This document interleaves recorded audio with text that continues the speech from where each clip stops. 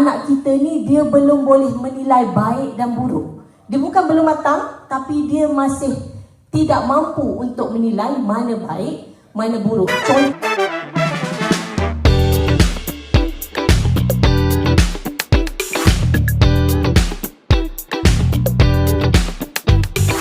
Macam dia call kita, kita tahu dia macam ini bukan nombor kita, kat nombor yang itu kita tahu kan, macam tu kita cepatlah kita itukan dia.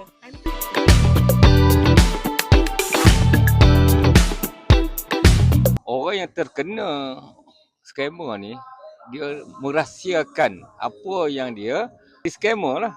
Maknanya kerugian yang dialami tu dia lambat sedar. Macam dia kena pukau. Pengalaman saya hampir kena scam. Sebab dia minta 3,000. Kalau dia minta 1,000, saya rasa saya terus je bagi. Cik Zahari, tolong jangan masukkan tu scammer tu. Dah berapa orang kena malam ni, dia kata. Nasihat palsu, semak. Cek sebenarnya siapakah yang memanggil kita. Terutamanya di peringkat scammer ni memang dia smart lah. Dia bijak. Sampai suara apa boleh buat sekarang ni. Terutama teknik AI ni. Dia tengok sumber. Jadi sumber tu mesti sumber yang sah lah.